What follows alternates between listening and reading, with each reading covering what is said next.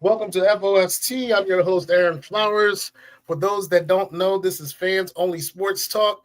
We are fans. We are not journal writers. We are not athletes. We are not those individuals that you see on television yet, but we are podcasters talking about the sport that we love. Any music that you hear or videos that you see, we do not have the copyrights to, so please don't sue us. If you hear language that is disturbing to you, you can always mute or go to another station to look for any information. Like when we start talking about Cowboys. Okay, no, that means that was a shot like Marlon, be on your best behavior. That's what he just said. So, that's for all of us. That's for all of us. So let's talk about the lineup. We got Bumpy Johnson in the house. We got Todd Bryan in the house. Wayne Wilson and our two-time champion Charles Becker is in the house. We're missing two of our counterparts, which is Erica Wright and Joe Solomon, which we will see Joe in another couple of weeks. Enjoy your vacation, sir, out in Florida. And Erica, I hope all is well going on with you. A lot to talk about in the NFL. A lot of things that we've seen in the regular season that we go, that could be a formidable team.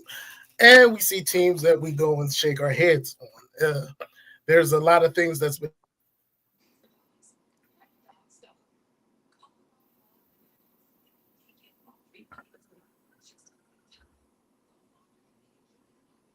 I don't know what's going on. Okay. Okay. I wanted to give my condolences to Mr. Kirk.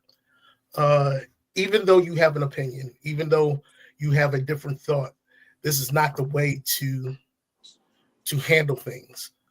To shoot that man in front of his family, that is hard. That is a stain left on his wife, his children, and those that are around. Now, we may not agree with everything that this man says.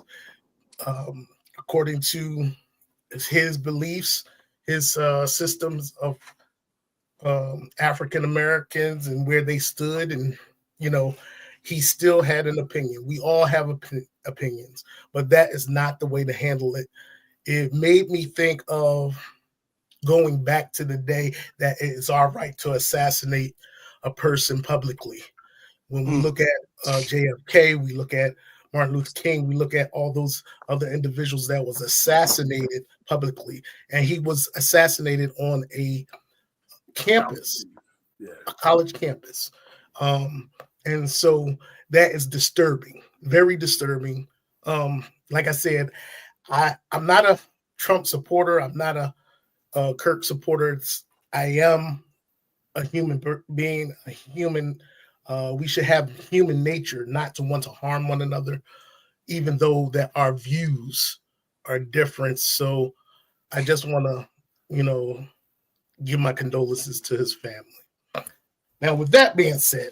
Oh, and real quick to that if you really believe in freedom of speech and the American dream, you need to, all this hate because somebody's saying something that you may not like. No, I don't care what Democratic, Republican, Independent, what party you serve, what race, color, creed, gender, whatever you call yourself. Hating someone because they don't believe what you believe, that's just wrong. The American, like you call yourself an American and you think you're supposed to have all these freedoms in America. Yeah, well, we all have the freedom to say what we want. If I don't like you, I don't like you. It may not be because of your gender. It may not be because you're racist. It may be just because you're a butthole and I don't like you. So, and I have a right to feel that way. So please let people feel how they feel, say what they want to say. If it offends you, stop listening. Move on. Okay. Violence is never the key.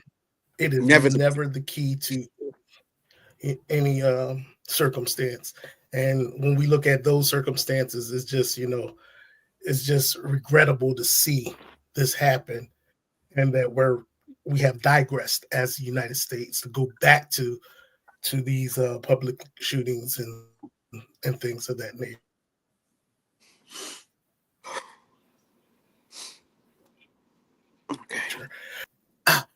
Um, we're gonna have Mr. Bumpy Johnson come in and talk about our boy Dallas Goddard, man. This is a big game, Ma, and I think Dallas Goddard and is not playing in this game. He's What not, as far as I what you think know. Oh, he's not. He's out. They He's already had out. him listed as out. He's out. And this is so, so exactly tell me, this is exactly what he did not need this season. He took I'm sitting here mm, trying to recollect, but I forget the numbers he took. I think he took a pay cut. I don't remember the exact number. He took an actual pay cut, and it's a performance based contract that he's on this year. And he's playing this year for a contract either to re-sign with the Eagles and move on and keep moving, or he's putting in that application tape for other teams in the NFL to look at him.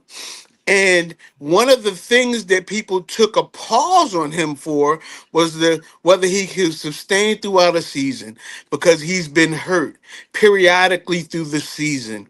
And he bet on himself, and he's hurt week 2.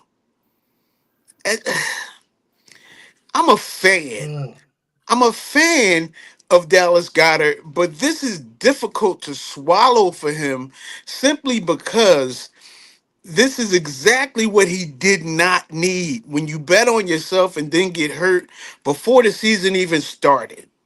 I mean, well, the season started, obviously, you know what I mean. But it's week 2. It's week 2 and you're already not playing. So it's going to be teams out there that are saying he's not our guy. He's not our guy, because whatever we pay him is going to be like just giving to charity, because he's not going to contribute to the team, because he doesn't play. He doesn't stay healthy enough to contribute to the team. This is exactly what I did not want, but it seems to be reoccurring on a regular basis. uh, um, my thoughts is also this. You look at Dallas Goddard and you look how important he is to that offense, and how they move the ball. I think Dallas exposed some of the stuff that Philadelphia was trying to do. You know, when it came to AJ Brown being locked up. You seen Devontae Smith get a couple of catches, but Dallas Goedert also got 3 catches out of that ordeal because they played a zone over top. Dallas Goedert, to me, seemed to, I go back to what Marlon was saying, seemed to need this season more than anything if he's going to be trade bait next year, or if they're going to re-sign him. I know he was He's not under injured last contract. year. What do you say? I don't think he's under contract next year. No, He his won't be. contract was a 1-year deal. He's under Yeah, contract this year. That's yeah, his it. They gave him contract up. 1 year. Yeah, Wow. And so this is like a make it or break it. You know what I'm saying? absolutely. But there's other teams that's going to want Dallas Goedert. I would love for him to stay in Philadelphia, but how he moves off of players quickly, it seems like, when Especially it when comes he's to those. interchangeable. He's interchangeable Mhm. because what he can do, Katera can do. And so they've made a history of going on to the next guy. Who was first? Um, Brent Selleck. Brett Selleck. And then when Brett Selleck got old, they moved on to Zach Ertz. Zach Ertz got old, they drafted Dallas Goddard. Now Dallas Goddard is getting long in the tooth and seems to not stay healthy. It may be time, how it's going to be. It's time to move on. And I really don't want to see it, like I said, because I'm a fan. But it is what it is, and this is the politics of the NFL and it's business, and I get it. But also, your quarterback is not a guy who throws across the middle. So Goddard doesn't have as much value unless the other guys are out, because he likes the edge. He likes throwing to the corners to his wide receivers. But when they're out, that's when he trusts Goddard, because he really is not a guy who looks across the middle or short. If you No, know, because he doesn't. He doesn't. Yeah, I agree with you. I agree with you because he doesn't put people in danger. And if it doesn't look like it's a good, he by all means he protects the ball. Throwing over the middle doesn't always mean you're protecting the ball, and so right? therefore he doesn't make that play a lot. He won't even pull the trigger on AJ when AJ's one on one, and we all know if AJ's one on one, he's open. I mean that's just what it is. But he won't pull the trigger on that simply because he's into protecting the ball. So I don't know. He got to get healthy and get healthy quick if he wants to put some tape on. Yeah. And maybe by the end of the season, people will forget week 2. I mean, I'll we be honest can't. with you. He's You going to know. make money no matter what, because he already has a good. He already has his necessary tape. Everybody knows what he is, but what they saw is once Jalen Hurts took over, he doesn't put up the numbers like he used to with the quarterbacks prior. So of Mhm. course he still will make money. Everybody. That's why they just didn't want him at the price the Eagles was asking. If the Eagles would have asked for less, he would have been traded in the offseason. The Eagles know his value. I think he only missed Yeah. out on 4 million. Right. No, it's not about missing out. It's about the fact that teams were not going to trade for him at the Eagles' asking price. It wasn't about his money. Okay. It's the fact that the Eagles had him under contract. They Right.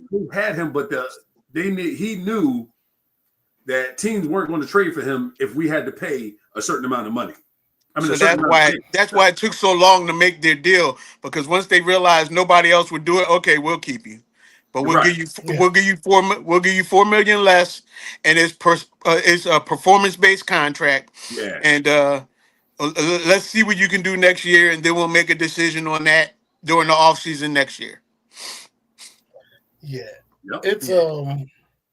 It's it's to me it's unsettling not having him in that in that room, especially when he is a security blanket for Jalen Hurts. And you're right, Jalen. For me, I don't think Jalen can see over the middle. It's just those guys are too big. He's a little shorter than the other quarterbacks. Well, Because he's I shorter know, than the line too. I mean, he yeah, can't yeah. see over the line. And so when you look at Dallas Goddard going across that middle, he usually hits him about time he hits the sideline, that sideline area. You don't never see him zip that thing right there in the middle. And so when you look at Dallas goes to a team, say like Dallas or San Francisco with two tight ends, or I would even go um, Mahomes after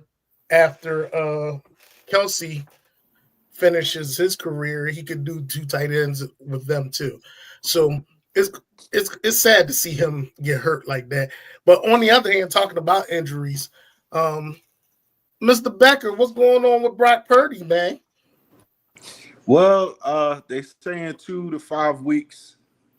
Uh, Looking at a turf toe, which really, Dion's injury made that really known. That's kind of hard to gauge. And then you also got his shoulder, which I don't believe is his throwing shoulder. I think it's his opposite shoulder, which I believe is his left shoulder. So I think they want to use the former New England quarterback, Jones. I think Mac he's going to be Jones. all right. I think they brought him in. They said Shanahan liked him. He wanted to draft him, and hear a lot of good stuff about it.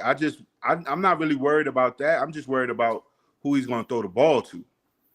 Uh, Hopefully, IQ can get back in there. Kettles is out. They did sign a receiver. I think it was somebody that was with us before.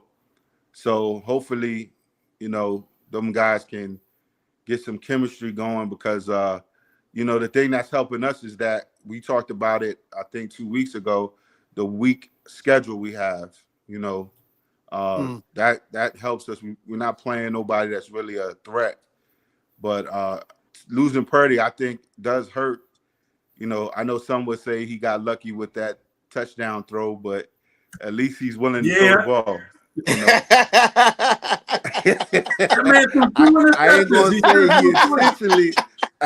I ain't gonna say it was drawn up that way, but because you'd be lying. That was drawn up. You're watching old films of Montana throwing to the White Clark because that was the same exact play. Okay. I agree. But I think the tight end did help him out there a little bit. Oh, he did. He did. Man, that man should have threw 3 interceptions. He threw 2. And 2 touchdowns, 2 interceptions. It should have been 1 touchdown, 3 interceptions. Wow. That boy got lucky.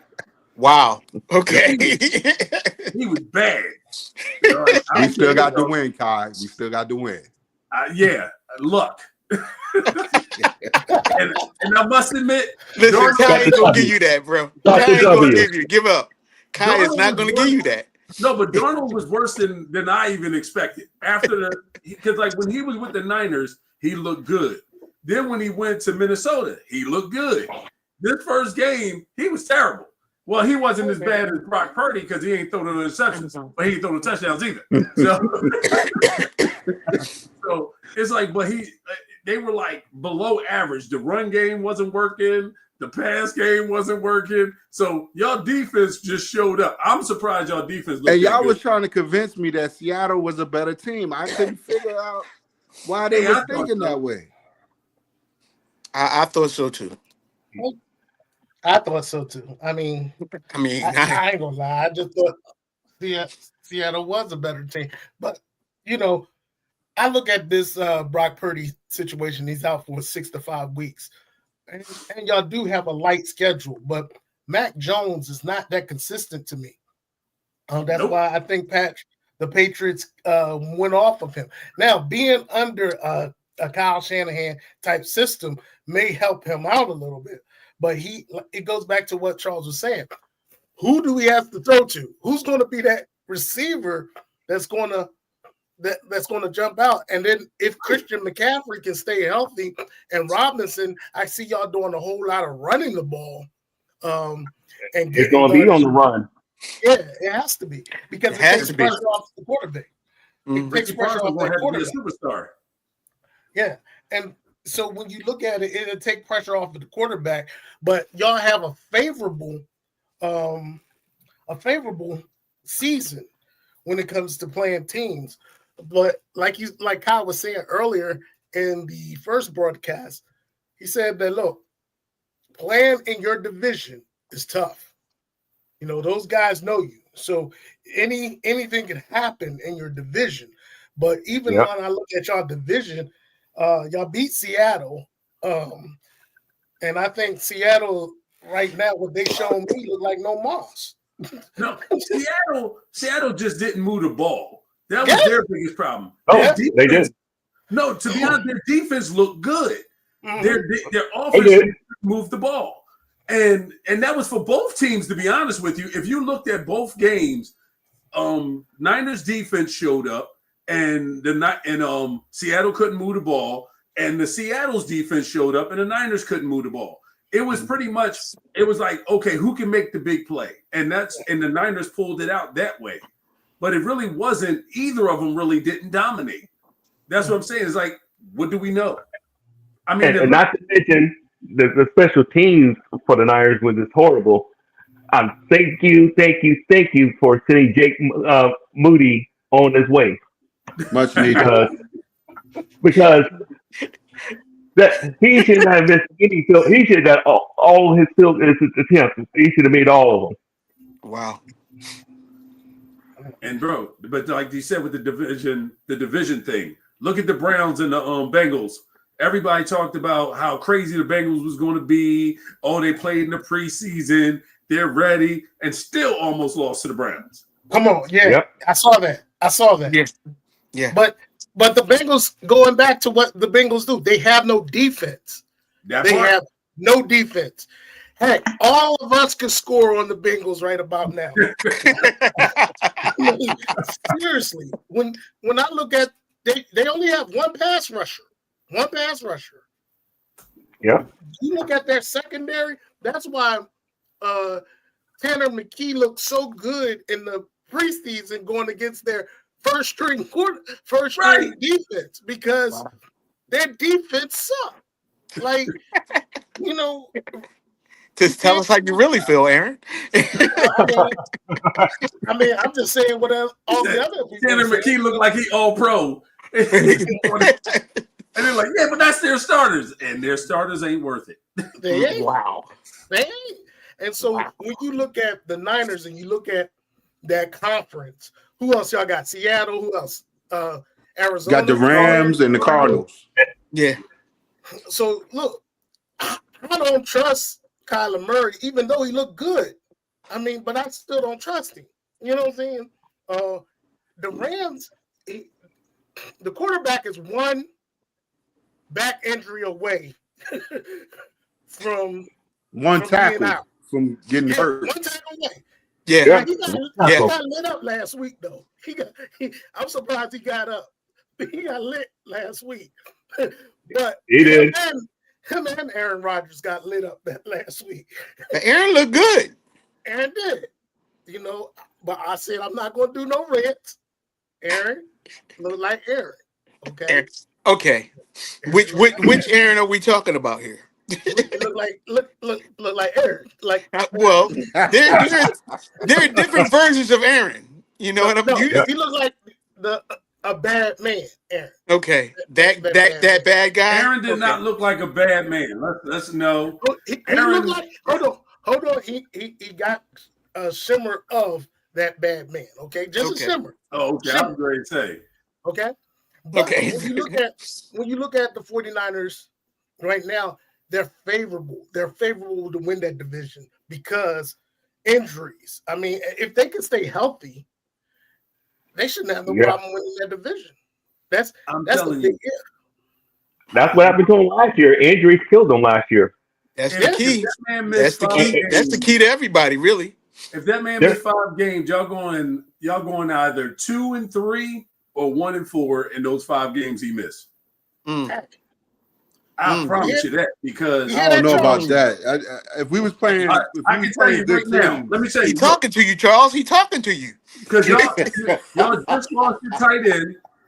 You lost one of your receivers. Somebody hit the record button because 5 weeks from now, Kai's not going to remember this. Okay, no. Hear me out. You lost 3 starters right now. You just lost 3 starters: Jennings, Purdy, and Kittle. Right, Kittle. Now. The Cardinals, you got the Saints, the Cardinals, the Jags, the Rams, and the Bucks. Rams and the Bucks, guaranteed losses.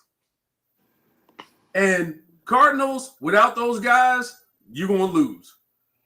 And that's next week. So I can say the Jags or the Saints have the capacity to beat y'all. I'm not saying both of them. So the Jags is good all of a sudden? They win one game? I said capacity. I ain't say they will. He said all of a sudden.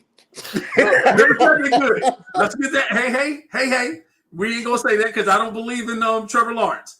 But he hasn't proven anything. Why would you believe in Trevor Lawrence? I mean, I said I don't. That man exactly. Oh, I can't believe they paid him. What the heck they were thinking? Exactly. Look. I believe the Saints game is going to be their win. They're going to win against the Saints. I believe they can win against Trevor Lawrence and them.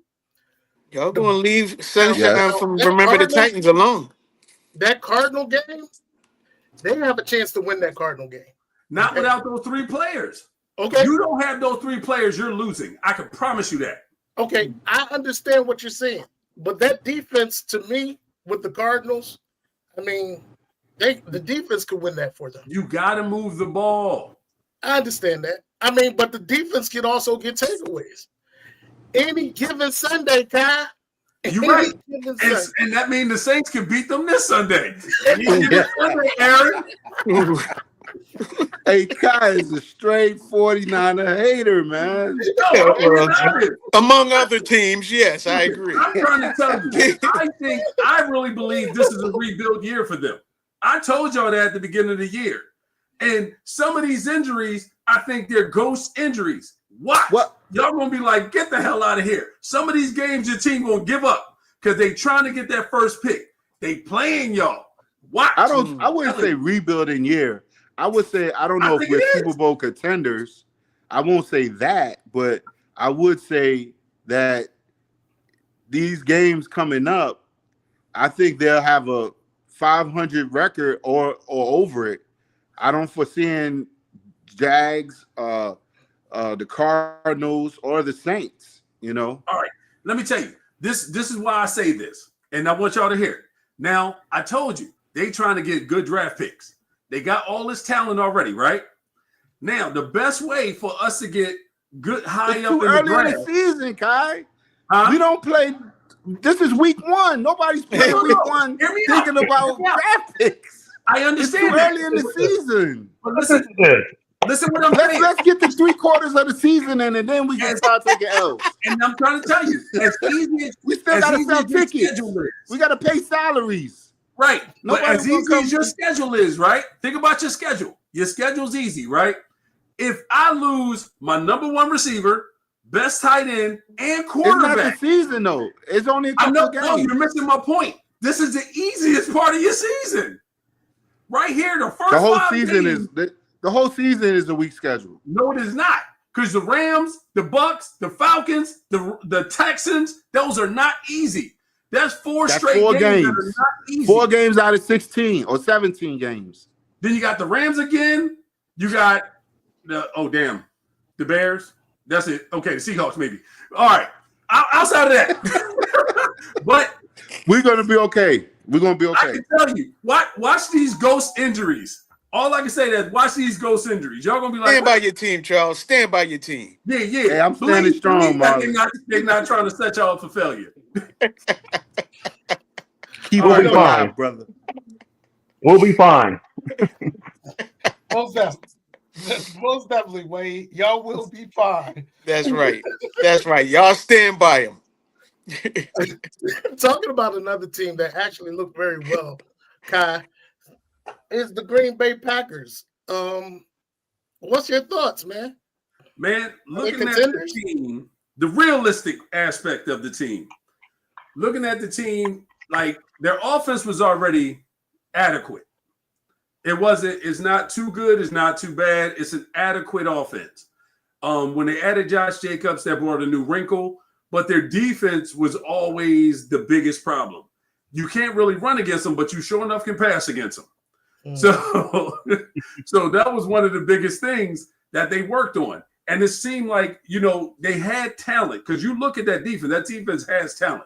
But the biggest problem was they never had that one difference maker, that pass rusher who can get back there and just make a difference. And it's showing the difference of Michael Parsons. The man had 8, he didn't even play the whole game, and he had 8 pressures. He hit the quarterback 3 times. This man was in the backfield and he had 8 out of 12 or 13 pressures. Come on, man. You are a difference maker when you live in the backfield that much. And he got these quarterbacks looking over their shoulder for everything. And you got to give, now the offense got to stop with this. As soon as they get a little lead, they start playing soft. Look at what happened to the Ravens. You start playing soft, you start taking plays off, and we don't want to run up the score. I'd rather run up the score than you come back. Wow. Okay. Are they contenders, Kai? Heck yeah. I was listening to ESPN. I'm sorry, if we go by right now, let's call it what it is. Let's look right now. Well, we can't really go by until the end of the week. So I'm just going by, if I went by last week, right? Last week, they were the most complete team in our division. I mean, in the NFC. Yeah. And right now, even based off. Excuse me, what? They were the most complete team. Okay. All it is, Y'all Okay. almost lost to the Cowboys. Cut it out. The Cowboys gave y'all that game. So they were the most complete team. Y'all had no pass rush just because of one player not being there. They were all over these dudes. And the Redskins, Commanders, my bad. The Commanders, look at what they now. It's either I hate to say it, either the Giants are that bad, or the Commander or Green Bay is that good. Giants is that bad. Because their offensive line, I believe their offensive line is that bad. Because that O-line, because now if you watch the Commanders Giants game, which I did, the defense actually kept them in the game. They were in the game late, and a couple of times they were in good field position. But the offense wasn't generating. And they had 4 downs. They could have got 2. It could have been 14 because they had to go for it. But my point is, even though it was way closer than the 21-7 or whatever, 6 or whatever it was. But the fact is, it's just the fact that their line gave Wilson no time. And it made it look like their defensive line was that good. But let's be honest, man, Love was standing back there looking at his watch. He was checking the menu on what he was going to get for dinner afterwards before he was making passes. So that shows you how good their offensive line is versus the Giants' crappy offensive line. And that goes back to my next segue. Wayne, maybe you could allude to this. Do you think now everybody has tape on Washington now, Wayne? They're not believers in Washington still. Because I'm looking at some of the stats in the game. Washington, I don't know. I don't have faith on yet. even with their great quarterback, but he's still young. Yeah. Okay. Still young. Okay. Wayne, he's not great. Okay, let's be clear. He's not great. He's good, but he's not great. Okay, they have this position in the NFL called defensive coordinator. They pay them a lot of money for a reason. That Yeah. reason is they get in there, they look at the film, and they learn how to beat you. They didn't know that last year because the kid was new. Yep. They looked at it over and they realized the kid's right-handed. Whenever he scrambles to the right. Whenever he rolls out and throws on the run, he throws out and rolls to the right. That's why Micah Parsons rushed him from the right every time, pushed him to the left, and he was looking pedestrian. He's not great. He's good. But he got to do better. Yeah. I think that comes with time. I know, he but has I don't grow want in to certain label this areas. kid great when he doesn't deserve it yet. Right. Stroud. Okay. Yeah. Because people figured out, well, they didn't have offensive line, but also people figured him out and they called for him. He had that great rookie season because he was a rookie, and then he had to figure it out the next year. Exactly. Daniels is the same thing. People were watching tape. Oh, okay, I see what he's doing. Oh, all right, he has this habit. All right, so we're going to take this away from him. Now, what the thing is, by mid-season, is he going to be better? Is he going to fix those problems? Because once he starts to recognize, oh my God, everybody's stopping me because they're doing this, we'll see who he really is. It'll tell us if he's good or not. Exactly. I said I was leaving my judgment until after this season. Exactly. I give him a whole season. I like the kid, but I ain't never I'm put him not in the going to top 10 label either. him. All the more reason why. I mean, not to run back on something we already previously talked about, but all the more reason why I don't believe he deserved that position in the top 10 quarterbacks over Jalen Hurts. But we ain't going there. So I'm going to just leave it alone. He belongs in the top 10, period. Let's call it what it is. And no, I don't care how many that you beat, like somebody who beat Patrick Mahomes because, well, he only could beat him at the highest level, which is the AFC Championship game when they talking about Burrow. But I'm like, okay, but Burrow is out the playoff most of the time. Hurts is in the playoffs every year. I don't want to hear it. Hurts can have a stint of bad games, but he comes back and does well. He had that one year where what's it? Brew likes to call it they call it the supernatural funk on First Thing First, where they say Jalen Hurts had that supernatural funk where he went on that losing streak. You know what I mean? But it wasn't that. It was the fact y'all defense wasn't showing up all year. And because your defense wasn't showing up, your offense had to give up all their tapes. And people was able to figure y'all out. So that's all it was. Not to mention, on top of that, he was hurt. Right. But Jalen Hurts, I tell people all the time, he's definitely in my top 4. Or, you know what I'm saying? Because I'm sorry. I can't put him over those other 3 guys. But I damn sure put him over Burrow. I just can't put him over the other 3. And there's no disrespect to him. I think he's great, but I don't think he's better than Burrow. I don't think Burrow's up there with him. Because I don't give the list. I don't give the list any credibility if they put Justin Herbert ahead of him. Oh my God, who you telling me? Neither. I mean, that's enough for me to throw the list in the trash. If you want to feel conscientious, I'll throw it in the recycle container. That way, we're not messing up the garbage. Okay. So, but check this out. My thoughts is here too. I said this earlier. I was like, now they have film on this kid, and they have film on how their offense run. You know what I'm saying? So now it's going to be a different look. And it goes back to what Kai says. Can he adjust? Or can his coaches help him adjust? This is all about coaching.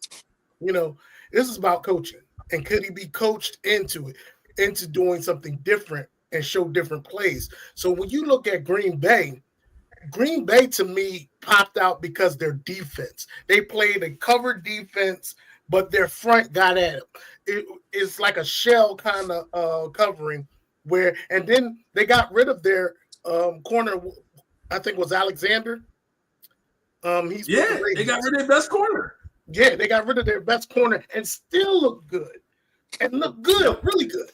And so my thing is, I was looking at First Take and they were talking about Green Bay being a Super Bowl contender, and some of them said, well, you can't just catapult them in front of Philadelphia, but actually seeing them in the last couple of weeks, they have been proficient. Now, I don't know what Philadelphia is going to do with Kansas City this week. Yeah, this week. So I'm not saying you just overthrow the Super Bowl champions, but like Jalen Hurts said, last year was last year. This is new year. We starting off brand new. So that means everything is brand new. So that means Green Bay can be over top of Philadelphia due to the fact of how they've been playing. You know what I'm saying? And that team, to me, if you have any threat, they say, is Green Bay a threat to Philadelphia? I don't know yet. I really don't know yet. Because due to the fact that Green Bay has only played 2 games, and I have to look at their opponents that they played against. That's all. Okay. And they were both last year, but if we base it off of last year, then yes, they are. Because both of those were playoff guys. But you also got to remember the trade factor. Michael Parsons, these 2 games, that you got not only did they get a key player, but they got momentum where they're feeding off of it. You know what I mean? The crowd, the fans, everything is going for Green Bay right now. You know what I mean? Okay, so until they're really tested, you know what I'm saying? They're going to ride this momentum. And right now, I agree. They're probably the best team in the NFL. Okay. All right. Kai said something. Kai said, just because we were missing one guy, JC, got thrown out of the game last week, before snap 1, and we should have looked better. And that shouldn't have made a difference in the way the defense looked. But in the same conversation, he also said that just getting one guy, Micah Parsons, and adding it to what was there, that makes a difference. What kind of flip-flopping? I said they have talent. You forget. They have the talent. He was that difference maker. But he was the missing piece. Your cornerbacks are weak. I mean, your left side corner was weak, and that didn't make a difference. because your left side corner was getting attacked the entire game. He This don't is play true. corner. And This is true. But your safety is suspect. Your safety is suspect as well. So, but also understand, this is why he had too much time to throw to those receivers. If JC was there getting pressure, you remember the defensive line can cover up that secondary. Yeah, If they it get does. pressure. You get the pressure. And so if JC is not in there, they can't cover it up. And so, But I think these other it's guys- one player does make a difference because you look at Michael Parsons, look what he's doing for Green Bay. Their secondary wasn't all that, but what the pass rush makes up for them guys that's in the secondary, they don't have to cover as long. So they don't get exposed. But they also have good linebackers. Their linebacking core was amazing. They have good players. I'm They talking just about the need- secondary. I'm talking about the corners, like you said. Oh, for yeah. I know the what you mean. Eagles, the Eagles, the safety and the corner, right? And they switched out from Slay and the guy that got hurt to CJ who they got in there Gardner-Johnson. now. So Right. it's a drop off, right? But you didn't have the number one defensive lineman who we will all agree is a super talent. And like you said, he's going to get to the quarterback, But so y'all- when pressure always makes you overthrow, underthrow, but when there's no pressure, anybody can sit back there and, But what dink y'all and forgetting dunk is and- the last time they played, they had Josh Sweat. They had Williams. right. Yeah. You're trying to act as if Josh Sweat and Williams are still there. They're not. They're not. Yeah, you're it's right. It's hard to say he would have made that big of a difference because you're still missing those two key players. That's all I'm saying. I'm not saying he wouldn't have. I'm not saying he would have. But you got to remember there's two key players who are still missing from the last time we saw them play. okay, and so I'm going to put it like this, all right? When Josh Sweat and those guys were playing, JC was playing every snap. Am I right? Just He was about. playing every snap. I can't say every snap because they had a rotation. So, but I mean, mostly when he played every snap. And so when I'm looking at this is they double teamed him to open up Josh Sweat and those guys, Milton, those guys. So this is my thing. If he would have played, Dallas wouldn't have, and I think Dak said that too. They prepared for JC. You know what I'm saying? And so that's one player. One player. That's just like Aaron Donald. Everybody, when you see Aaron Donald come in, you prepared for that one player, and other people are coming in and getting the business done.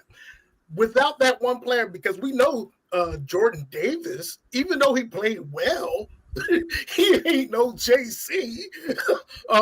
Jumo is no JC, but he played well. But look, the thing that I'm saying is they didn't have to worry about him. They had game plan for him, but they didn't have to worry about him.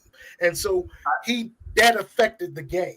But all I'm saying is you're on that secondary, when you're talking about that secondary of Green Bay, they played very well because they were in coverage. They didn't play no man-to-man. They played coverage zone, and kept everything in front of them.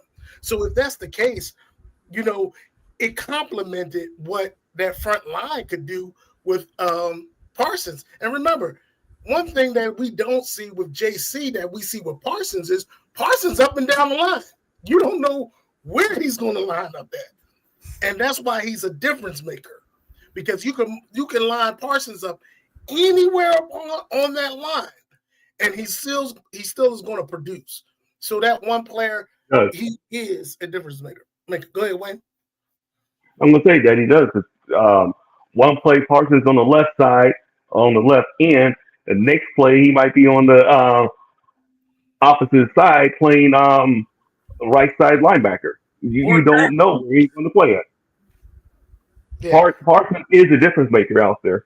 He is. Now, I also wanted to say this, but you got to remember, they played a lot of man. That offensive line went man up with your guys. And even so, if we double team one, the other guys still need to beat their one-on-ones. There were a lot of one-on-ones. I promise you, that's why they were able to pull so many guys. They were pulling people because their men were beating you one-on-one. Josh Sweat can beat one-on-one. Milton Williams can beat one-on-one. That was the problem. Your guys weren't beating one-on-ones. Even if we double team Davis, other people got to beat the man. Yeah, but yeah, even though they double team, you're right. They got to beat the man, but that one person is what they're focused on. Like I remember Travis Kelce was talking about, what's his name, Aaron Donald. Yeah, and Aaron Donald said, I used to hate playing against the Philadelphia Eagles because Jason Kelce will always hit him. And even if he's coming around, he'll find a way to get back towards him. He's like, I hate that offensive line because due to the fact that even when you're out of the play, they still want to put something on you. And so when you look at them looking at one player, and then Kelce said it just as clear, he was our main focal point. So that means that you have to have that one difference maker. And I think Philadelphia has that one difference maker in JC. Now, what's really gonna put it over the top is if JC comes back in that Chiefs game. Have a monster game. As a monster game. My baby girl came in. I apologize. If he comes in and has a monster game, all this conversation is irrelevant. Irrelevant. Right.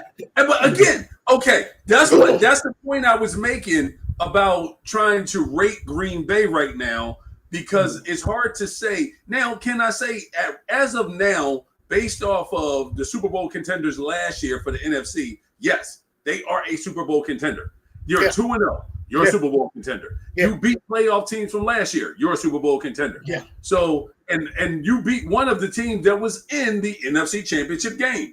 You beat the team who had the best record in the NFC. And look good at it too. I'm sorry. They look good in these wins. Yeah, exactly. Well, is it just So yeah, they own both of those games. And let's be honest, the Green Bay Commanders game was not as close as it looked.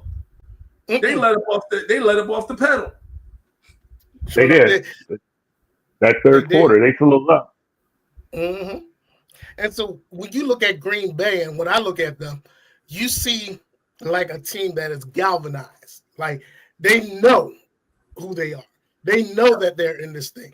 You know, they only lost to Philadelphia in the playoffs by 10 points or so. So they're saying, hold on, we just knocked off the Lions, which gave us problems last year. You just knocked off Washington, who knocked off the Lions. So when you look at their mindset, when we go against Philadelphia in week 4, or what is it, week 10, 9, or 10? something like that? I think it's 10. Let me see. It's 10, if I'm not mistaken. Yeah, week 10. And week 10, they're going to say, if we're healthy, we're about to go against the Super Bowl winning champions. And so they're going to have something to fight for. What I say right now, Green Bay is the best team in football. All right, top 3. Who's your top 3 then? Who's your top 3 right now? 2 games. I think we gotta wait till this week is over, man. Yeah, and we gotta wait till this week's over. I think we gotta wait till this week is over to say something like that, because they're the only ones who play 2 games. 2 games, that's right. Them and the Commanders. So it's hard to judge the rest of the teams. Like, let's say for conversation's sake, if the Eagles go and smack the Chiefs the same way they did in the bowl, we're going to put the Eagles up there. Let's call it what it is. Mm-hmm. If the Eagles go and lose, even in a close game, you're not going to put them over the Green Bay. Mm-mm. You see what I'm saying? It could be a close game. It don't matter. We're not going to put them over Green Bay because of what Green Bay is showing. And especially if if the Chiefs win, or if the Chiefs keep it close and it's like a back and forth, but they're going after that same side and they just keep moving the ball, we know that, their receivers are not good right now. And they are punishing that bad receiver. And right now, if y'all are keeping this close, how are we going to look against the teams who have strong receivers? You see what I mean? So that's where you got to look at it. Right now, the Eagles are in a place of limbo, and the rest of the league, let's just say what it is. The rest of the league is in the place of limbo, because we can't say nobody's above we can't put any team really above the Ravens or the Bills because both of them had a monster game. Their offenses were destroying their defenses, and we know they're defensive teams, but their offenses are so good they were better than But their they defense. do that every year, though, Kai. They do that every year. I know those Baltimore two always and the battle it Bills out. battle every year. Yep. We got Damon. He says they got Baltimore and Buffalo coming up out of the AFC. Is that on their schedule? On whose schedule? I guess Green Bay schedule.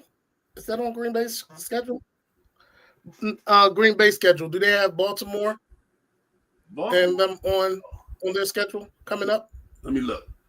On their schedule, they have the Browns, Cowboys, Bengals, Cardinals, Steelers, Panthers, Eagles, Giants, Vikings, Lions, Bears, Broncos, Bears, Ravens, Vikings. They don't have the Bills. They have the Ravens. Y'all have y'all have the Bills. They have the Ravens.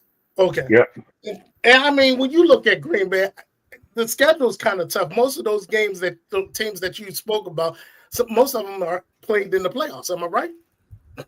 They're playoff teams. Some of them are. When you think of the Steelers, the Eagles, the Vikings, Lions, Vikings, Lions, Broncos, and they were Ravens. Playoffs. So they got some playoff teams in there.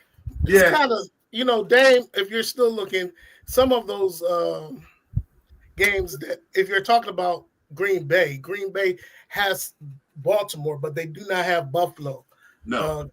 And coming out of the AFC, if you're talking about either one of those teams coming out of the AFC, Baltimore or Buffalo, when you look at how they played each other, like going back to what Kai was saying, they balled out.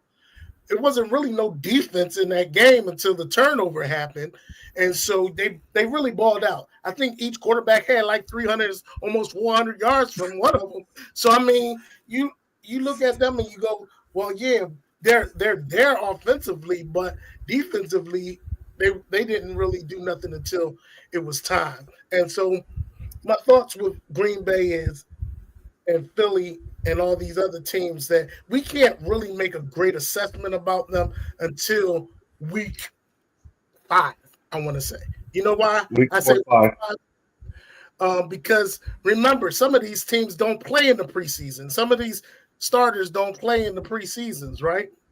And so, talking about Sports Center people. He said, I'm talking about the Sports Center people. Okay. Some of these guys don't play until the regular season. So I usually say if y'all can win the first 3 games and y'all hot the first 3 games, that's focus. Because you didn't play none during the preseason games. And so if you can get those wins, those first 3 wins, that's great because, there's no lag. But most of these teams that don't play their players in the preseason, they kind of falter in the regular season hits, and you don't see their true potential until like week 3 or 4. You know what I'm saying? So that's why I said week 5 we should have some identity. You know what I'm saying? Of going on to saying who's who. You know what I'm saying? Speaking of that, Russ played last week. Offensive line. Talk about your team, Kyle. What's going on with us? Man, that O-line. I don't believe. Jackson, I don't care what nobody said. Jackson. We should have no. See, this is where stupidity slaps people in the face when it comes to football. Let me do this. That's y'all right there. Stop being stupid. You don't get a rookie behind a bad offensive line and throw him out there. That's dumb. I don't care how athletic he is. The man is going to be gun shy and always running when he should be throwing. A la Justin Fields. Justin Fields was a good passer in college. Justin Fields has to learn how to be a passer in the NFL because he ran for his life his first 3 or 4 years in the NFL. Now, if we do this to Jackson Dart and throw that young boy out there with a trash offensive line, he's going to be a runner, and he's never going to develop as a passer. He needs time to develop as a passer. Let these veterans be out there and taking this beating. We got 2 of them. I don't care. We lose. But as long as that offensive line is getting better, I say once the line is better, they start doing their thing. Give it 2 more games to make sure of consistency. They have a good game. It got to be 3 games. Oh, the offensive line giving time. Well, we out the playoffs. Jackson Dart, come on, let's go. That's when you do it. You don't throw him out there just because the offensive line was trash. This man's backing up. He 3 steps in, get ready to cock his arm. He already got people up his nose. Come on. That's dumb to throw a quarterback out there. Anybody want to throw their rookie quarterback in that kind of scenario is not intelligent. You don't know football, and you need to shut your mouth. God, hold on. Now, all these analysts on all these high-paid shows are saying totally the opposite of what you're saying. Because they put the stupid. rookie out there and let him have it. Because they're stupid. Oh, let's throw the rookie out there and let him get beaten like Sam Darnold, Smith. What's the? It's a list of them. Baker Mayfield. All these guys. Like, well, dude, Baker Mayfield's balling now. You can't put that on the list. Right. Think about what you just said, though. He had to go to a team with an offensive line who that team he went to was already ready. Let's be honest. They had the line, the receivers, the running back, the defense, everything. He went to a ready-made team.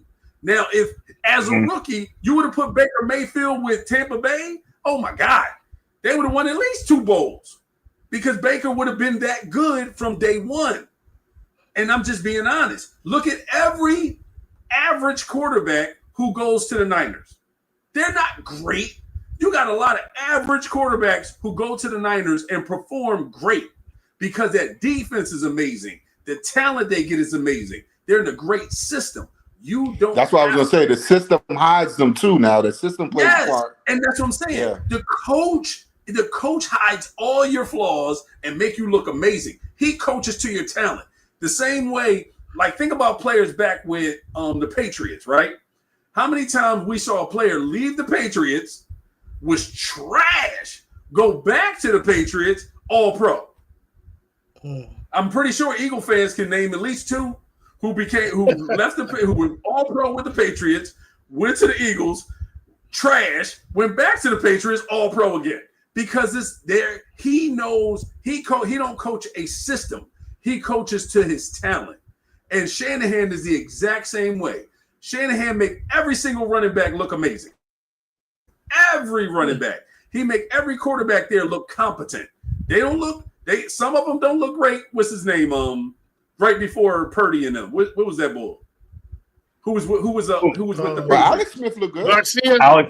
Alex. Not What? Alex No, Smith. they won't. Not you Garoppolo?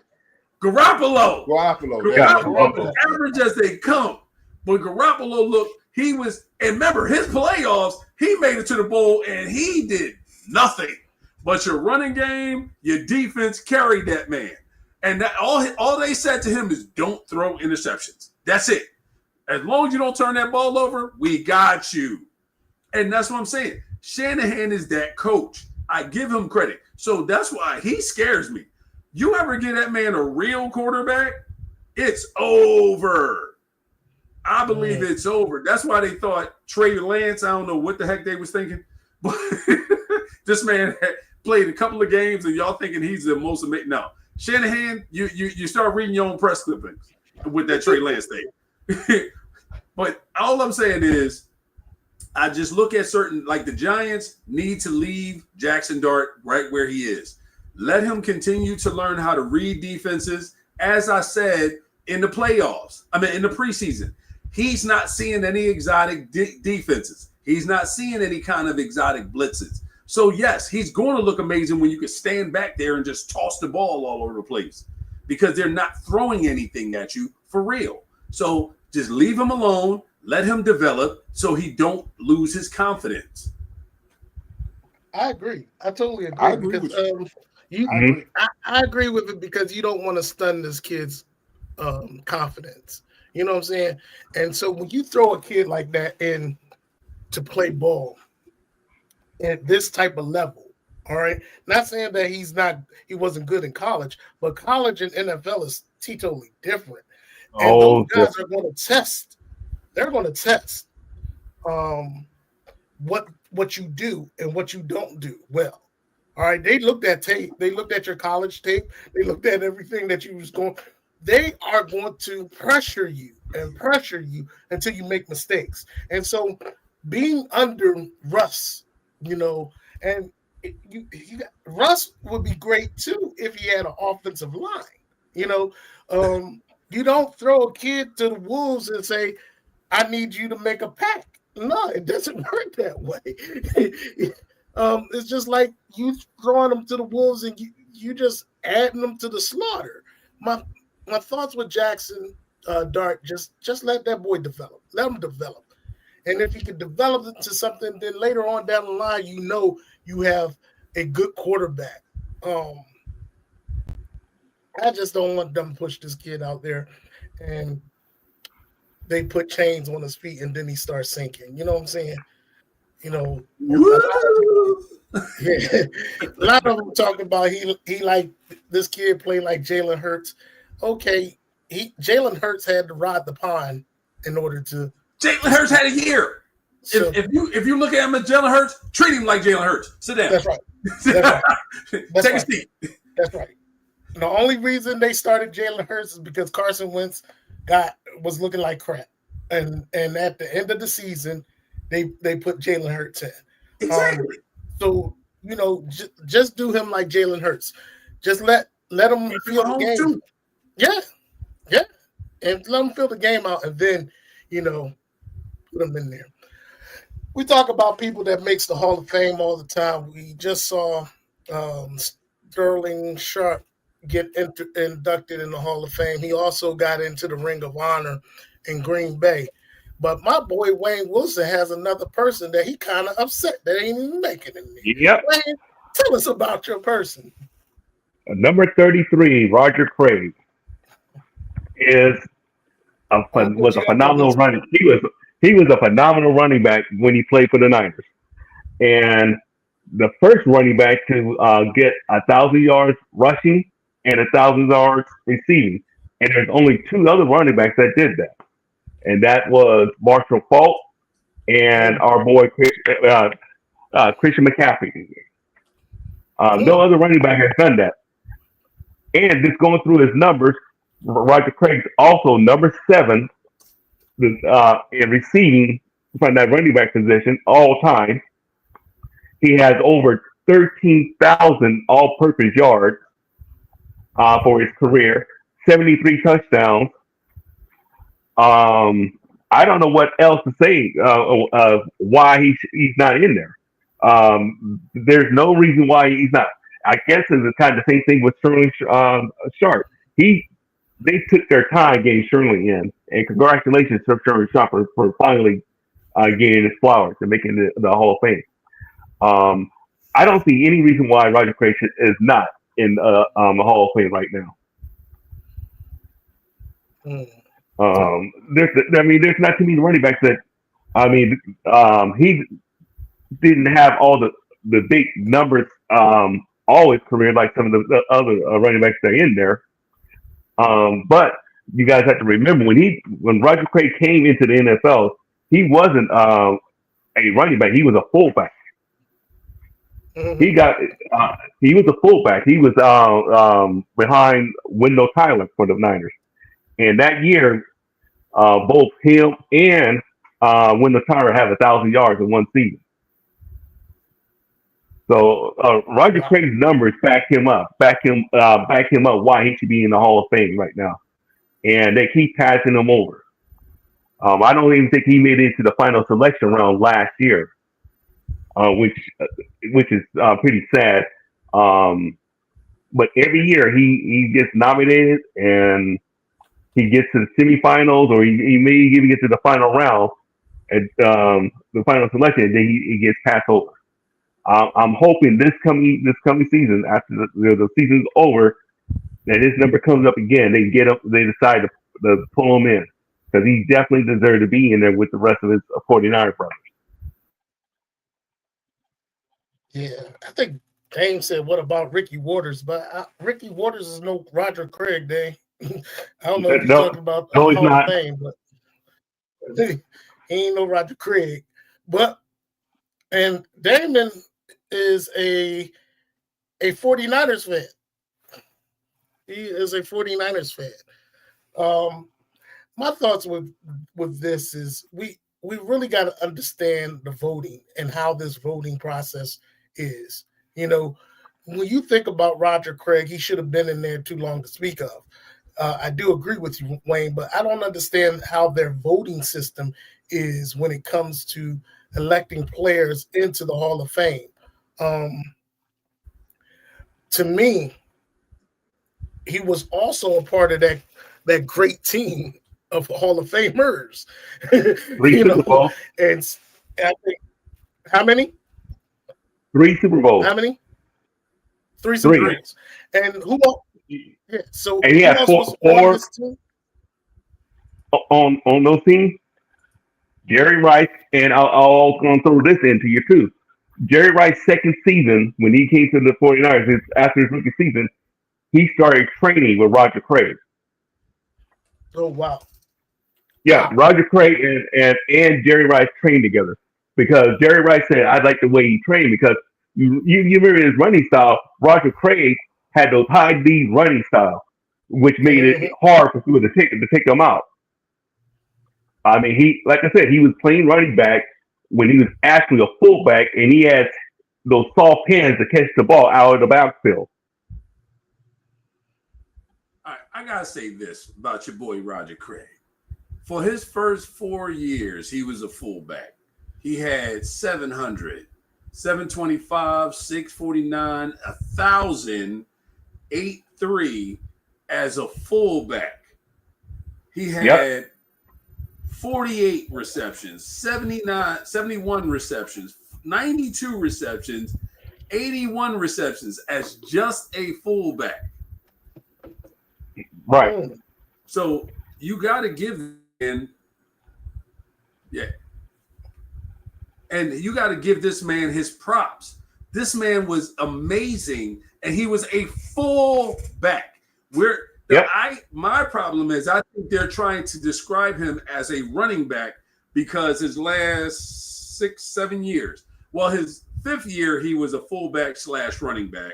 His in the last 6 years he was listed as a running back, but he still had his first 2 years as a running back. He had 1,000 yards, 1,500 yards one of those years, and the man still had over 2,000, 1,500. You got to give him his props. The man was amazing. He was receiving, catching, blocking wherever you put him. No matter who he played with, who was on that line with him, who was on the offense with him, the man balled. You know what I'm saying? He balled out. But yet it's like, why are you disrespecting his talent? Why are you disrespecting his legend? To do what he did as a fullback and to be able to switch over from being a fullback to being a running back with and have that much success, that in itself should determine his greatness. yep. I do I That's agree. think exactly right. he was overlooked because of the big names, Ronnie Lott, Joe Montana, and Jerry Rice. So they really didn't take in consideration the impact he had on the team. You know what I mean? Because those guys were like more of the headliners.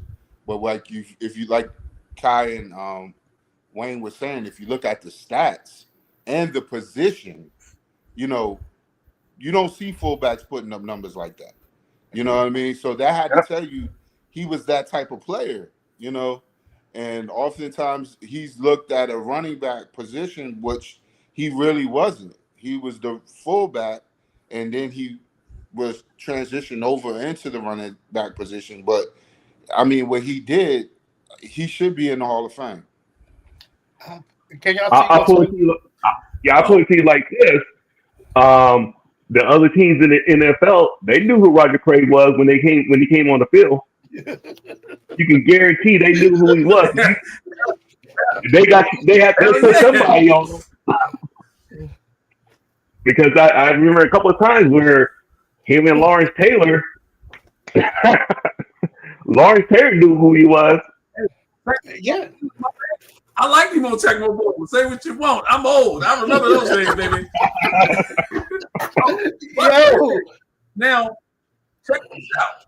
Now you said that they're holding it against him based off the talent around him, right? Mm-hmm. Well, I wouldn't say they're Now, holding it against did him. they I hold it think against they Jay overlooked him. They overlooked him because Right, but okay, it's the same thing to me. Overlooking, holding it against, it's the same thing. But right. watch this. What about the Dallas Cowboys? Had the greatest offensive line to ever step on the field. Mhm. You got Troy Aikman, Mr. Concussion, in the Hall of Fame. Hall of Fame. Jay Novacek, Hall of Fame. Emmitt Smith, Michael Irving. Wait, isn't Moose in there too? I don't know. Moose Johnson. All I know is, wait, is it? And that line had what, 3 Hall of Famers on it? Yeah. Yeah. Because that line was amazing. And so another thing, I think that can y'all see what's up on the screen? Yeah. Dame said that they need to have players vote. Players vote. Them in.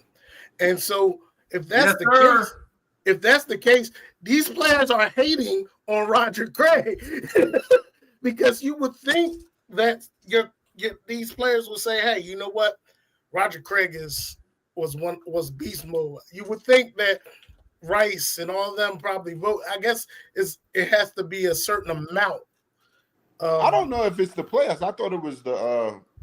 No, it's not. It's the media. It's the media votes for the Hall Media? of Fame. votes. Yes. And so you mean to tell me, Kai, let's put it like this.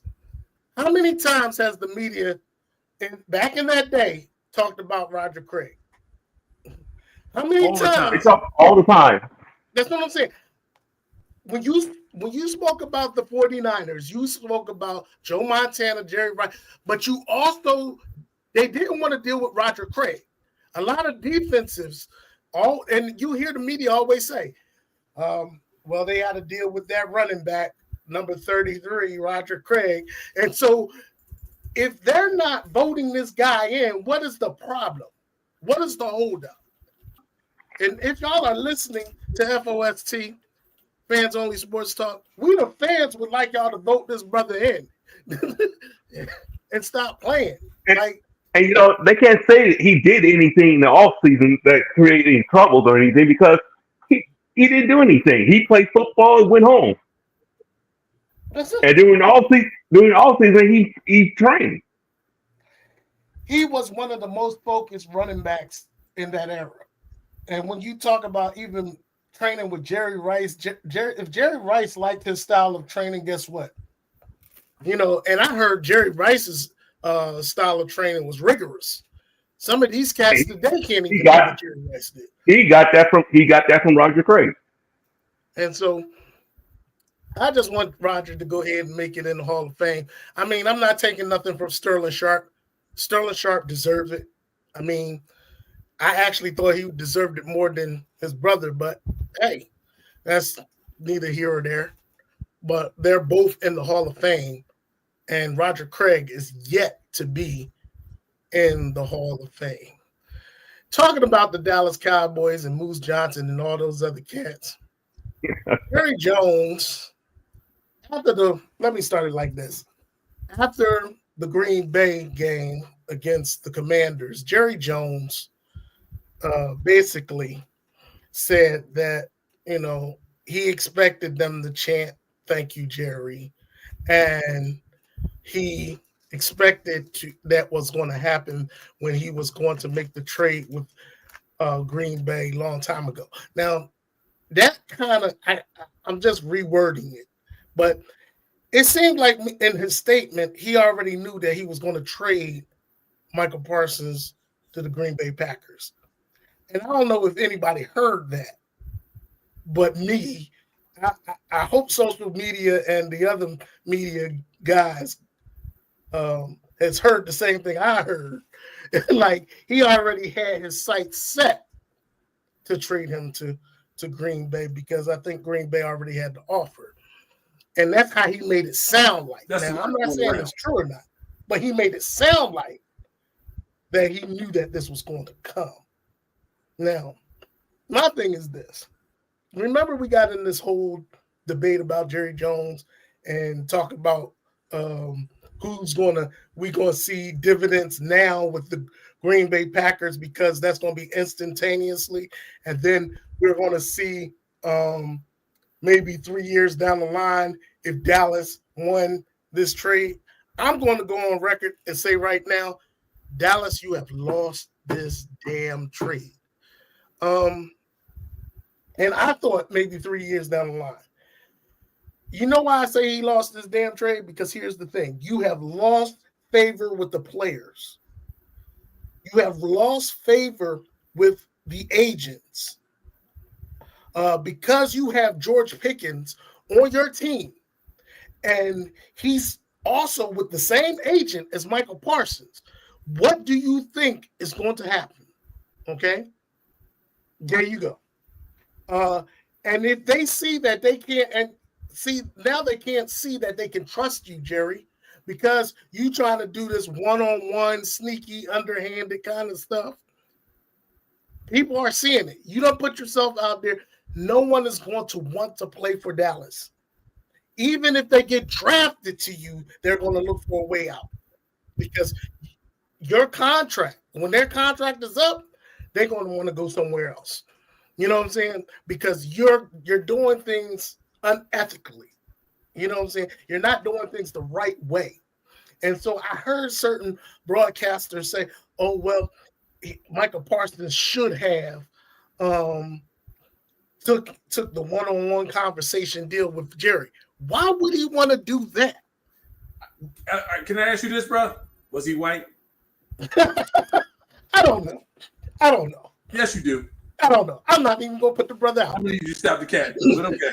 I'm not going to put the brother out there. All I'm saying is, why would he want to do that?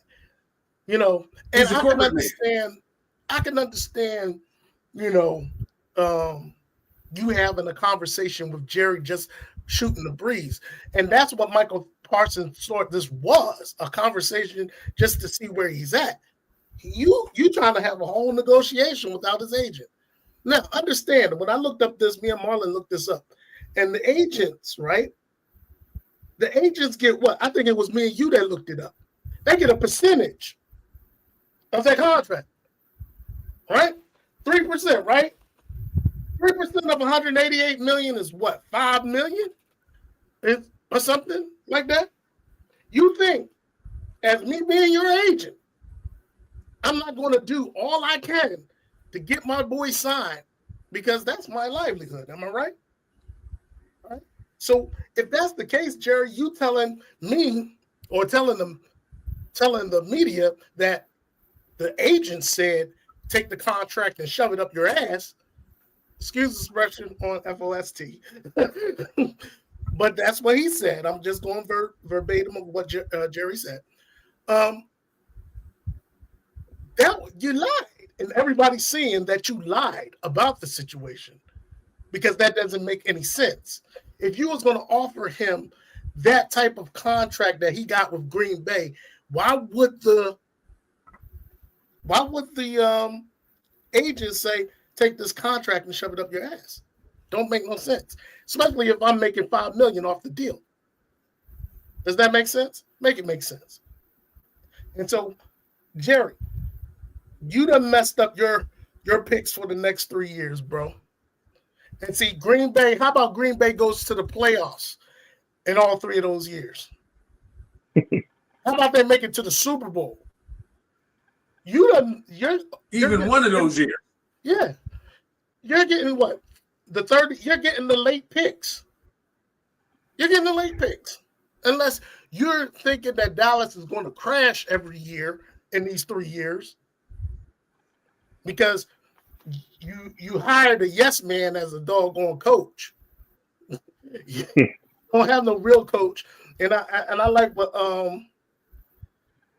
Dame said. He's like, until Jerry Jones stepped down, there will be nothing. They have not been nothing since. I'm gonna put this up. They have not been nothing since Jimmy Johnson, and you're correct.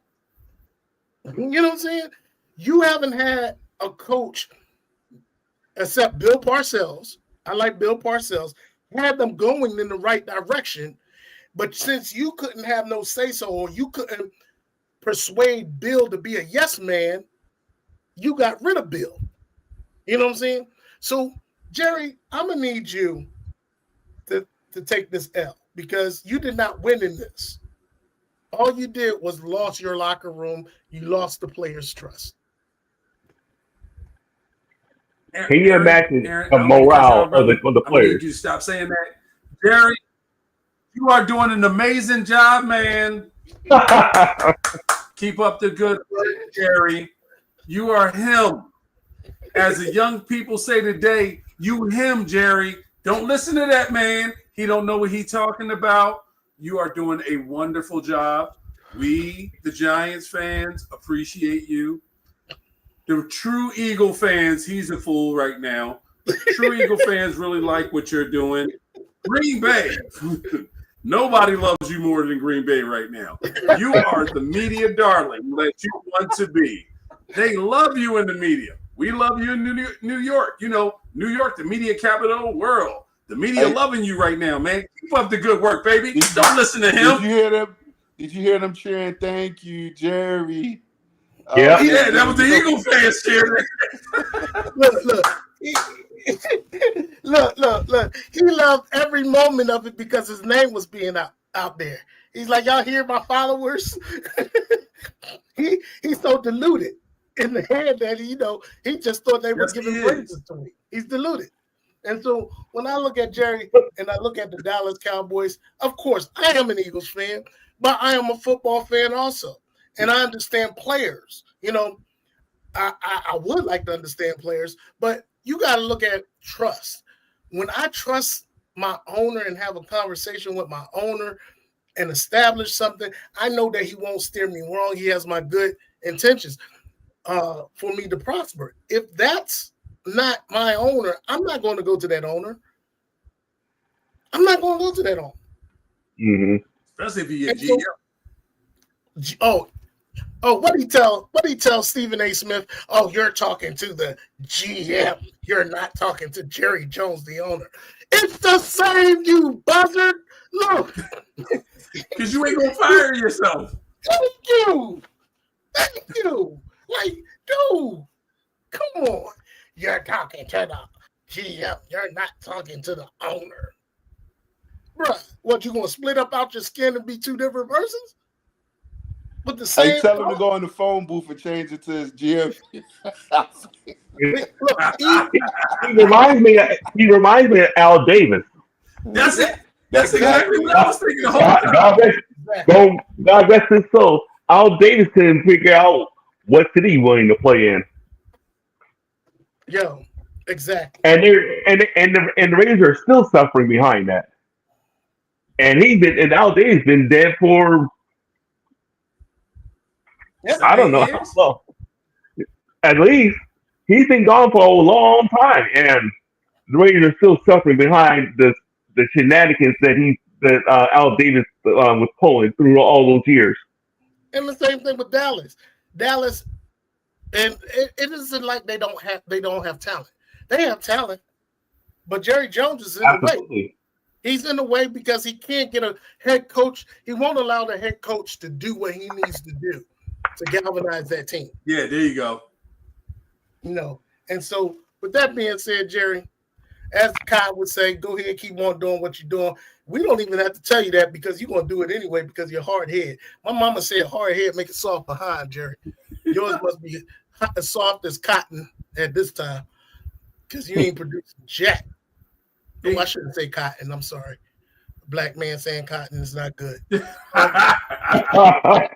it go, man. I'm sorry about that. Please refrain from from those things that I just said about Cotton and Jerry Jones. All right. All right. Can I say this real quick? Sure, sir. A fullback hasn't been put into the Hall of Fame since like the 80s. The last fullback that played, that played was in the 70s. He retired in like 79. The last fullback that was in the that was placed in the Hall of Fame played in the 70s. So Roger Craig is getting a bad rap. But see, the thing about that, Kai, he should be in there as a fullback / running back. He should have both. Yeah. He should be the only one in the Hall of Fame right now as a fullback running back. Look, I'll be upset. I just got to ask you this: are there any punters or any place kickers in the Hall of Fame? One punter. I'm upset. I mean, no, Ray Guy. I think it's Guy. He's the only. He's a place kicker. Four kickers. Morton Anderson, George Blanda, Lou Groza, whatever his name is, and Jan Morton Anderson was a beast. He played with the Saints. Morton Anderson, yeah, he was a monster. Ray Guy, yep. Yeah. Ray Guy is the only punter in the NFL. Well, Ray Guy did both. Yeah. But that's why I think that's why he's the only one that's in there. Ray Guy was that bull. Oh. Yeah, he was a long time for the Raiders. I'm sorry. I'm going to hold on for just a second, gentlemen. I'm going to pull up our picks and share our picks. Can y'all go ahead and talk about your picks? I'm gonna have to excuse myself for real quick. Let me see. Mr. Wilson. Yes, sir. All right. So we all picked the Packers on Thursday. Win all the way around. And Sunday, let's see, the big game of the week on. Well, of course, one of the big games of the week Sunday is going to be the Eagles and the Cowboys. I'm sorry, the Giants and the Cowboys. And we have Charles, Aaron, and Kai picking the Cowboys to win that game. And myself and Erica. No, that's the Giants and the Cowboys. Oh, Giants! Yeah, I was about to say I don't think I picked that game. Yeah, yeah, the Giants and the Cowboys. Yeah, and Eric and I got the Cowboys. Yeah, Aaron and I'm sorry, Erica and myself are picking the Giants to take that one. I don't see what y'all see. I don't have faith in the Cowboys. I'm gonna be honest. I hope I'm wrong.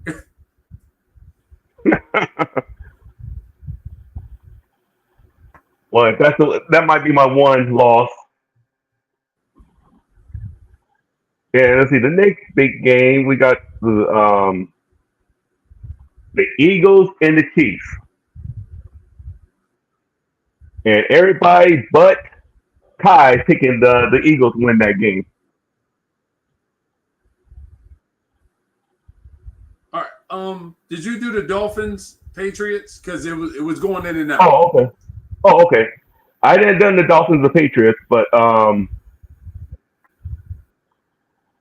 let's see. Myself, Paul, and you are down with the Dolphins. So is Joe. I'm sorry, Joe. He's down with the Dolphins as well. And Erica and Aaron picking the Patriots to win that game. And everybody picked the Bills. Everybody picked the Rams. Everybody picked the Ravens. All right. Oh, But Joe and I picked the Saints. Yep. Now, I'll speak to my reasoning. I think y'all may need a week to get things together because that's a big loss, those three people. I'm just being honest. And I think y'all want to lose. I'm just being honest. I think y'all want to lose. I think y'all was like, hold up. Y'all did too much last week. You know what? Didn't you hurt your hamstring? I'm gonna need you to sit down real quick. Kittle, didn't you? Your mom got something going on, right? Go see your mama. I'm telling you. I feel like y'all trying to lose. So that's why I'm just being real. I told y'all this earlier. I'm sticking to my guns. I think the Niners are not trying to have a good season. I think they're trying to make sure they get them a good pick for next year and probably stay close to that top to get at least one of them top quarterbacks. No, I'm sorry. Maybe like a defensive end, wide receiver, because that Brandon Ayuk ain't working out. So y'all definitely got to get a wide receiver, I think. We are going to. We will be able to be able to trade for one during the season before the 8 weeks. Yeah, that's true. Oh, did you hear that? Everybody was after week 1. Everybody was calling the Eagles about AJ. Hey, what y'all trying to do? Yeah, but I think they said they were shooting everybody down. Yeah, but I think McCaffrey's going to have a good game, especially against that defense the Saints have. Yeah, I wish Aaron was here right now because no, it's 3-3. Never mind. Because Charles, what made you pick the Bears? I thought the Bears played good last week. But I was wondering what made you pick them. I thought the Bears played good last week. No, this week. Right. Huh? Oh, okay. I got you. Yeah, based off of last week. Based off last week. Loss against the Vikings. I thought that was, they showed some good signs, and I think they're going to be pretty decent this year. Yeah. And the thing I'm looking at is, I don't think the Lions as good as I'm just being honest. I don't think the Lions as good as they were last year. They've lost too much. I agree. Their coaching means something. Coaching means something, and I saw it last week. So I just until I see it, I just think the Lions are not going to be that good. Yeah, I agree. Would you agree with that, Wayne? I was going to say the Lions lose this game, they're not going to be anywhere the rest of the season. They have to win this game. Something in them got to step up for them to be able to even contend in that division, and that's a tough division with the Vikings, the Bears.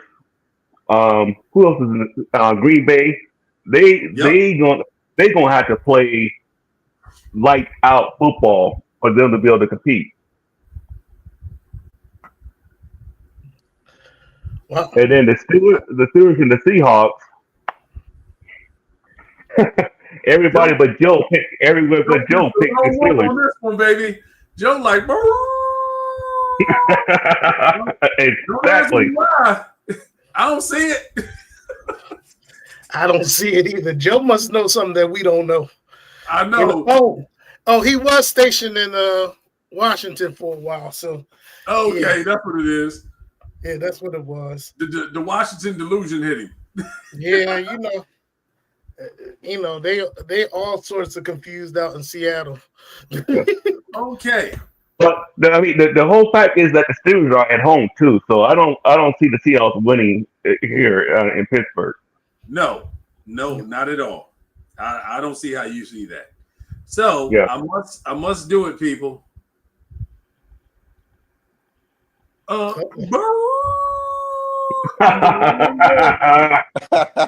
With 3 games. Wait, is it 3 in a row? Yeah, 3 in a row. You picked the Falcons? I picked the Panthers, the Chiefs, and the Falcons. Now, one of those games I could relate because I'm an Eagles fan. I can't change that pick. And not only that, I think Jalen Carter is going to have the game of his life. Again? He's going to be hot and ready to play. Because y'all because y'all don't have those two guys, those other two guys, until I see that defensive line with Jalen Carter, I don't really have much belief because I feel like they didn't get off their blocks even when it was one-on-one. So I want to tell you something. You know that they just picked up that edge rusher from Detroit. Until I see it, I'll believe it. Okay. I'm not saying they're bad, and I'm not saying they're not going to be good. I just said until I see it, I'll believe it. They picked up corners too. What happened? They picked up a safety. What happened? They picked up a Dory Jackson for I don't know why. No, but they traded for a corner. They traded for other people because they weren't looking good in camp. Yeah, true. But this guy that they picked up from Detroit, he averages 12 sacks a season. So he was. I don't know why Detroit even gave him up, to be honest. But yeah, I think it's because of his age. He's 33, 34 years old, something like that. Yeah, and then that's why he wasn't with anybody. And now the Eagles like, you know what? Yeah, I think we need you. No, we actually traded. He was still on Detroit's team. They traded him for a 3rd and 5th round pick. 3rd and 5th. Woo. Yep. Oh, okay. Yeah, they knew what they needed. I told you. But I told you, they knew even with Davis not being there, they should have got more pressure. They knew it. Yeah. That's all I'm saying. Now the Falcons, let's be honest, y'all. The Falcons did look good. They did. And the Vikings, I think the Vikings are straight flukes. Straight flukes. Because you remember the one catch was a tip and the catch. Fluke. Yeah. Yeah. That was a fluke. I don't see them beating. I just can't see it. I think the Falcons are much better than people think. And I think the Vikings are going to be worse than people think. Fluke. Yeah. I mean, the only thing I trust with the Vikings is that defense. I'm not saying their offense is not potent. I'm just saying I don't trust their quarterback. No, exactly. I don't trust their quarterback. It was a fluke. The man was terrible. And he had some flukes go his way. So the balls bounced your way. That's all it was. Yeah. Fluke. But this is also, like I said, this is also their preseason games. So he's going to make mistakes. And plus he's a rookie. So I'm like, yeah. But I'm still picking the Vikings to win that. I can't go take no advice from an 8-8 person. Oh no, please! I need you to go against that. I thank you. I appreciate that. I need that. I need that boost. Brother needs the boost. I need the boost. Stay right where you are, please, and thank you. I am. I'm actually going to stay right where I'm at because how can I say this? The Panthers to me didn't look good, and neither did the Cardinals. The Cardinals look better than the Panthers, though. They didn't look good, though. They look better than the Panthers. Now, this is the time to change your pick. Okay. Now, Joe didn't change his pick on the Colts game last week, and he came up. Joe was 12-4. Marlon. We all tried to convince him. Yeah, we all tried to, but he stuck with it, and the Colts spanked that behind. I mean, I didn't see that coming. They made Daniel Jones look like a Hall of Famer. Yes.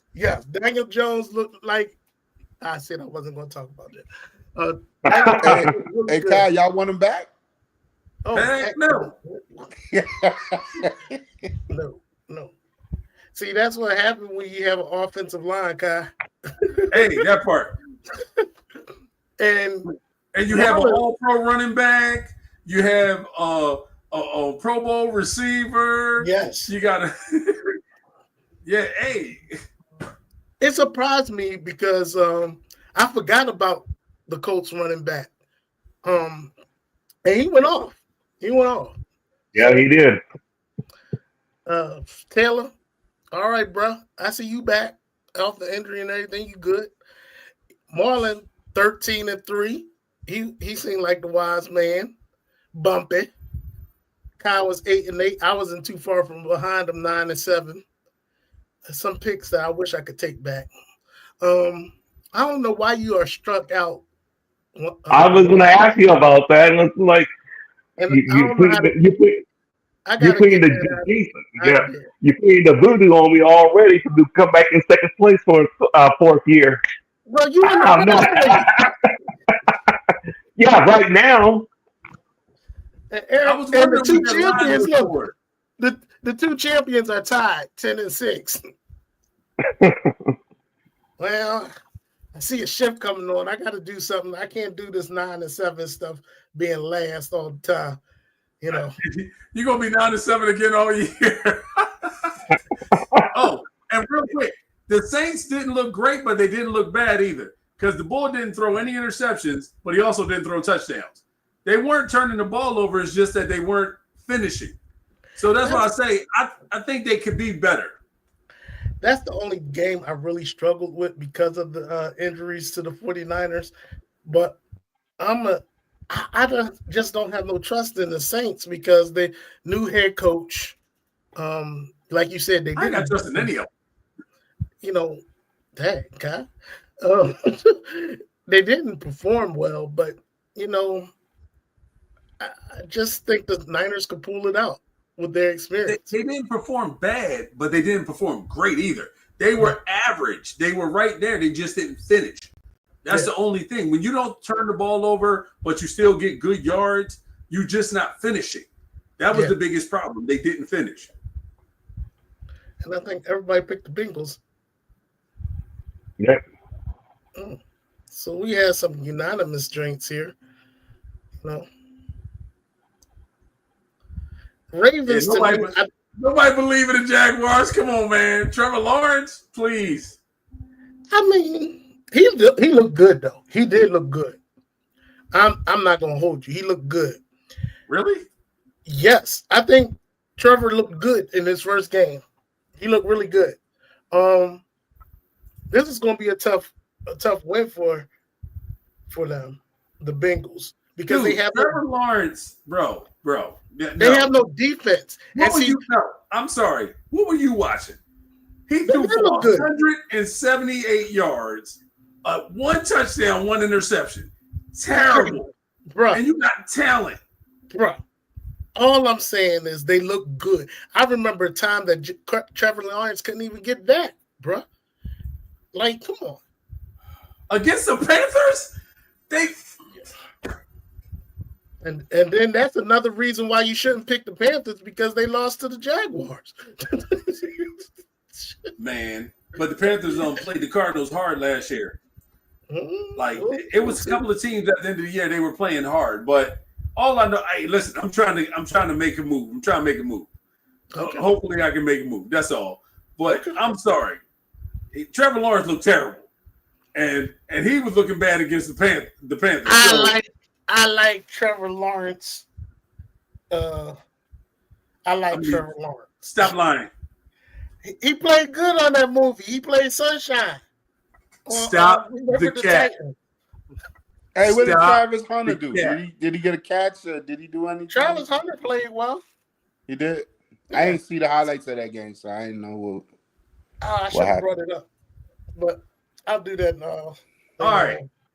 Trevor Lawrence he was 19-31, a 74 quarterback rating, 178 yards, one touchdown, one interception. Okay. Travis Etienne, 143 yards on 16 carries. They look good. That's how they won the game. They look good. Brian Thomas ran for a touchdown. Had a 9-yard, I guess, an end around. Yeah, let me see. Who else? You said, what was his name? Who was you looking for? Travis Hunter. Travis Hunter, yeah. Travis Hunter. Hunter had 6 catches on 8 targets for 33 yards. So everything was short and behind the line. He wasn't throwing anything long. Well, it's going to be all right. I didn't pick them this week, and I probably won't pick them next week. But in in the same token, it is what it is. The Jaguars are who we thought they are. All right. Final thoughts. Final thoughts, gentlemen. If y'all could give me like 3 minutes, Wayne already left off. If y'all could give me 3 minutes after we get off the air, just stay on for a second. Final thoughts. Starting with Mr. Becker.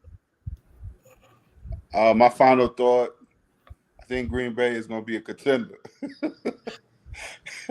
I think that trade is probably going to go down as a big trade. Um, they just have that it factor, and I think that trade with Parsons just gave them. I don't know. They just look like. I know it's only one game in. Of course, we got to go at least to week 5, 6. But I just think they're looking real good right now. And if they can stay healthy, that's the key to any team. If you can stay healthy and ride this momentum that you got for this big trade that happened just before the season, you know what I'm saying? You really don't see those blockbuster trades like that, So, I think this is going to be a team to reckon with. And to go right there with my brother, dude, I did not realize Green Bay had this many injuries. They're starting left guard, they're starting right tackle are both out. They got a center and a right guard on IR. They got a left tackle on hurt. Yo, why they got a tight end named Ben Sims? But now they also got Christian Watson and Jaden Reed out. So if those dudes can keep it good for stay in the wins for the year, and Christian Watson and Jaden Reed come back and can stay healthy, they're gonna be dangerous. So let's look at what they're doing now. And Christian Watson is their best receiver. You know what I'm saying? So they got to get the rookie involved because they're not really using Matthew Golden. So they get him involved. I have to agree. If this kid steps up, you get Jaden Reed, you get Christian Watson back, bro, it's going to be a different. So right now, all I can say, closing things, this year is going to be I'm loving this year because right now I'm not seeing any dominant team that's just going to run everything. I love that. I love it. I love indifference. I love it when teams are just going to battle. I want to see, and I'm just being honest, I want to see the best record being 12-5. You know what I'm saying? Where it's a lot of 10 in this and 11 in that. That means the league is great. That's just banging heads every week. So that way we don't have that one team just stand out. I'm done with that. It don't make the league a great league. It's better when you have that camaraderie, when you have competition. And right now it's looking that way. No, we don't need no dominant team. We just need teams to be balling every week.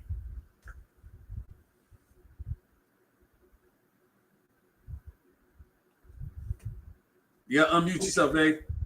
So, my last thoughts is the replay assist. I like what I'm seeing with the replay assist because due to the fact it's speeding up the game and you don't have to throw so many challenge flags on replay assist. I love that. I love that they don't even use the chains anymore.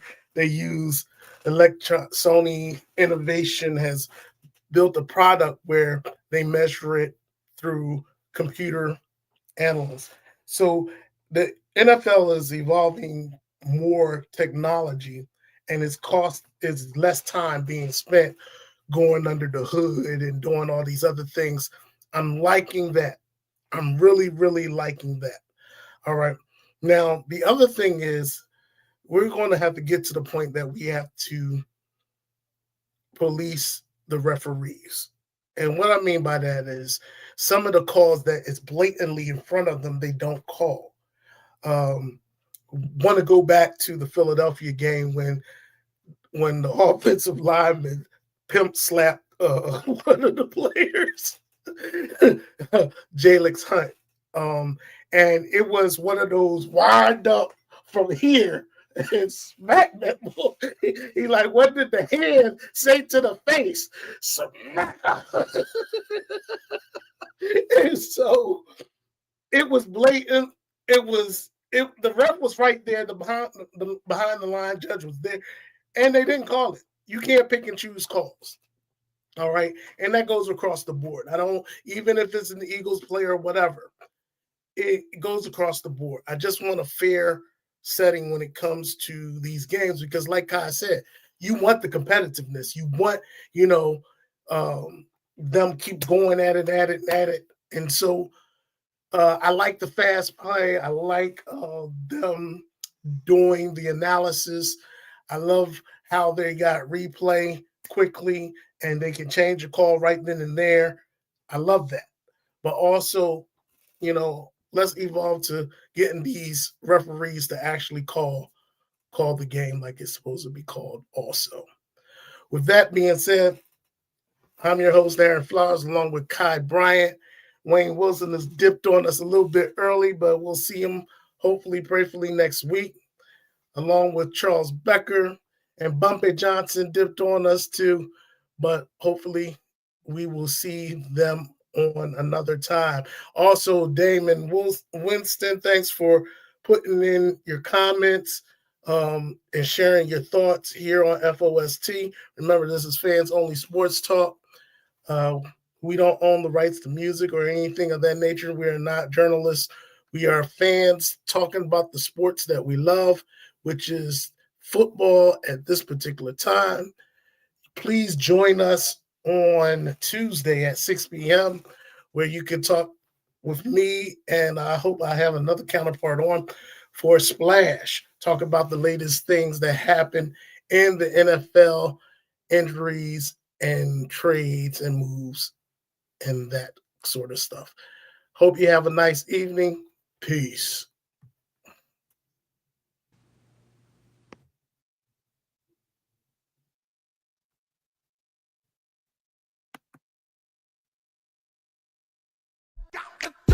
Man, man, man.